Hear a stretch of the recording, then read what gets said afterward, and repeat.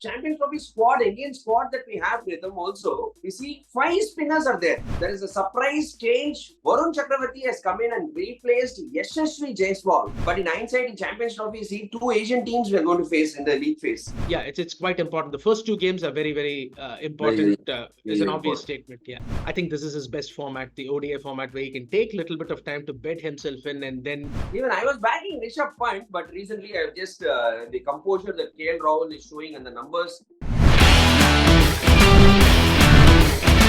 Magnificent catch! Just look at Badri now, diving into it. Lovely shot. Kicks it over the offside. That's a good shot. Back-to-back boundaries.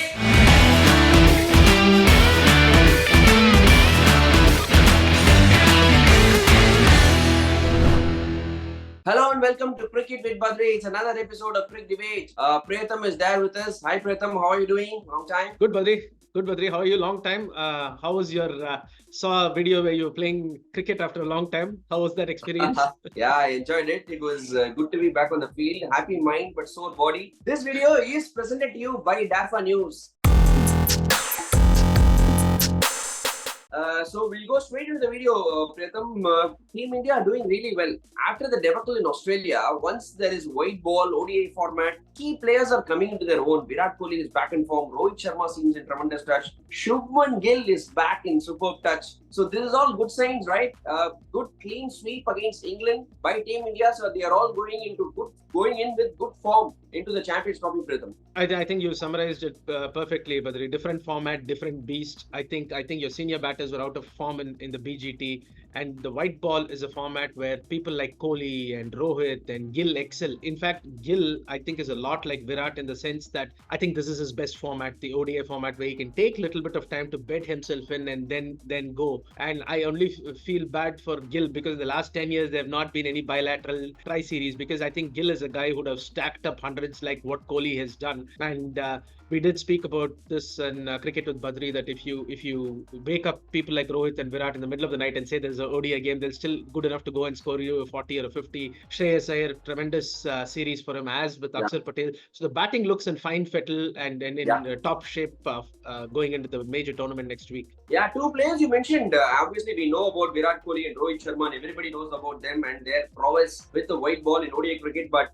then we have to speak about KL Rahul and Shreyas Iyer. I think these two are cricketers who have done consistently well in the middle order. One for Shreyas Iyer, I don't know why he was being ignored. He came in for Virat Kohli, excellent pair of spin. KL Rahul has phenomenal numbers, 57 average, striking over 96 in ODI cricket. It's a good decision. Even we were talking about this in our Tamil videos, Pratham, that probably Rishabh Pant should come in, but it's a good decision to retain these two. Even though there is no left-right combination, but these two are really good players. Good on Team India to back these cricketers. Shreyas Iyer had a tremendous World Cup, Badri. 550 runs, match-winning 100 in the semi-final against New Zealand, who India historically lose to in ICC games. Shreyas Iyer came good at that time.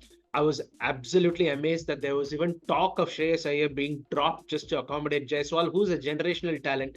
I think this obsession with left and right is a little bit worrying for me with this team management. But luckily, Virat was unfit that day, so Iyer made his case, and luckily he's in the squad for the Champions Trophy. Otherwise, they may have dropped him for Varun.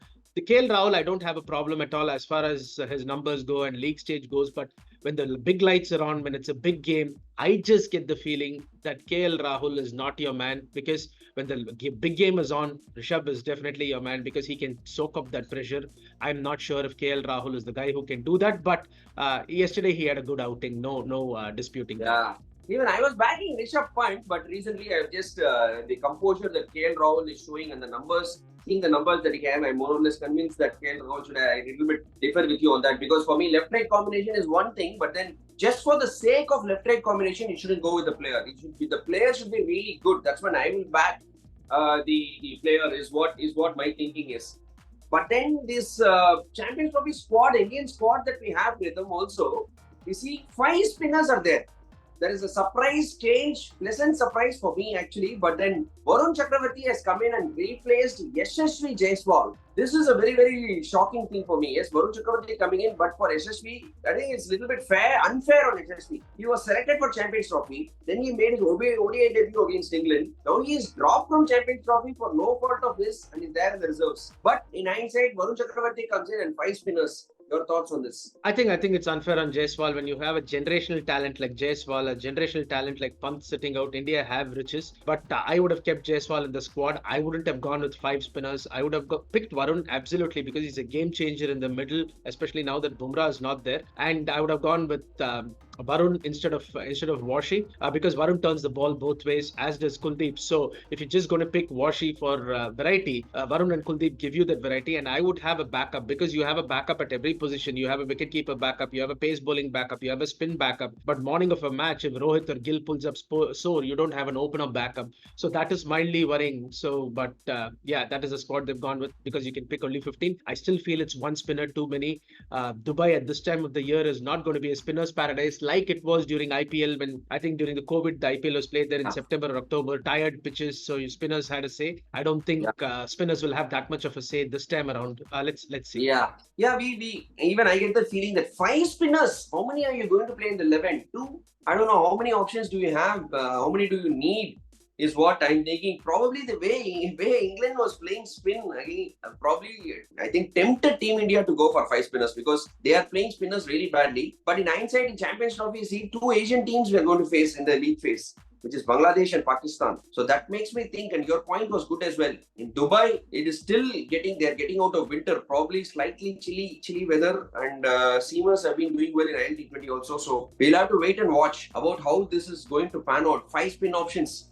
5 spin options. Who are the 5 spin options, Pritham? Varun Chakravarti, Ravindra Jadeja, Akshar Patel, Kuldeep Yadav, Washington Sundar, and Akshar Patel. One thing for Washi is that he is an off spinner. So that is the only thing that works for them, right? That works for them. But Washi as a red ball cricketer is fantastic. I am a big supporter of Washi in red ball cricket. I've always said that he needs to bat higher up the order. Yeah. But in ODIs, he doesn't have the power game. In white ball, we saw that in the T20 series against England. We saw that in the ODI series against England also. He doesn't have the power game to give you what an Akshar gives, like a 20 of 8 balls or something like that. He needs to develop that aspect of his game seriously if he wants to be considered an all-format player. So Washi for me is not an automatic pick even in the squad. So, but I think this is what the management has gone with.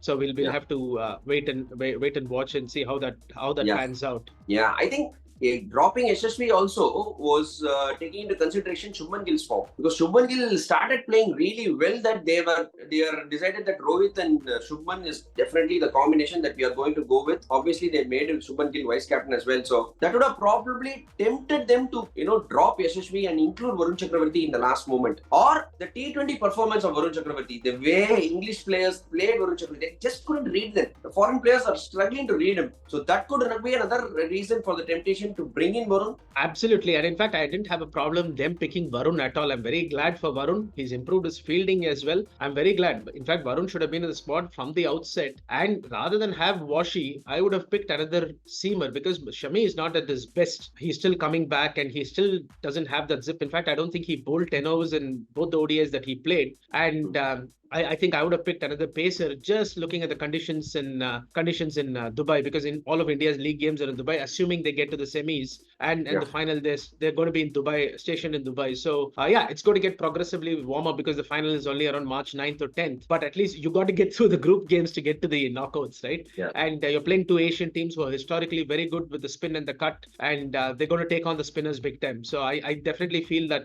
pacer in the middle will make a difference. Yeah, a little bit of surprise changes, but then it's pleasant to see the Team India batters in good form.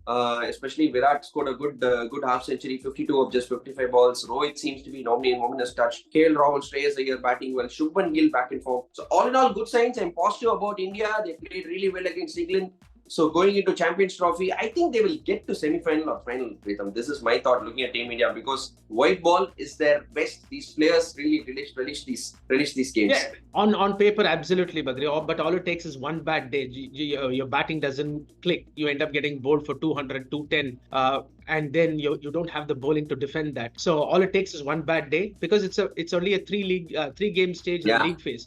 So which means the other two becomes must win, and then you depend on others for run rate. So yeah, it's not like your World Cup wherein India played 9 games before they got to the semi-final and final. So even if you drop a game or two in between, you still have a great chance of making the semi-finals because others will lose also. Here it's not like that. On paper, I cannot disagree with what you said, and they have to get to the semis. But it's quite important. The first 2 games are very, very important. Is an obvious statement. Yeah. Yes. One last point that we have to discuss about Pritham, a shot in the arm, Bumrah's absence. It's going to be one of the factors, right? Because let's be honest, he's the number 1 bowler in the world, Pritham. Not Team India. Any team will miss him. In fact, the opposition, every batters will be happy that Bumrah is not there in the Indian squad. Little bit of a shot in the arm for the Champions Trophy squad. I think it's more like a broken arm rather than a shot in the arm because Bumrah, you saw what he did in that World Cup final. He turned it on its head, and he's a big match player. We've seen that in the IPL finals wherein he's turned the game in the last 2-3 overs. So if Bumrah was there, I would have been very, very confident that nothing can stop India from making the semi-finals because those 10 overs are an absolute bank.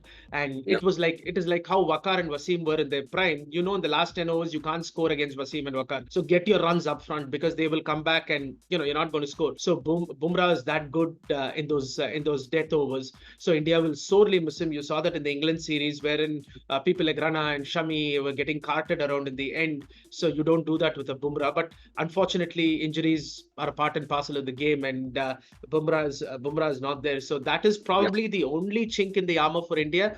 With the fit Bumrah, I would have said India are a lock for the final and probably win it all. Without Bumrah, the batting has to score that 20, 30, 40 extra runs to make up for it. So there's no doubt about that. Even without Bumrah, I will say that India will make it to the semi-final. But final, we'll have to wait and watch. Lot of good games coming up. Lot of good cricket coming up. Of course, we'll be doing the coverage here on Cricket with Badri.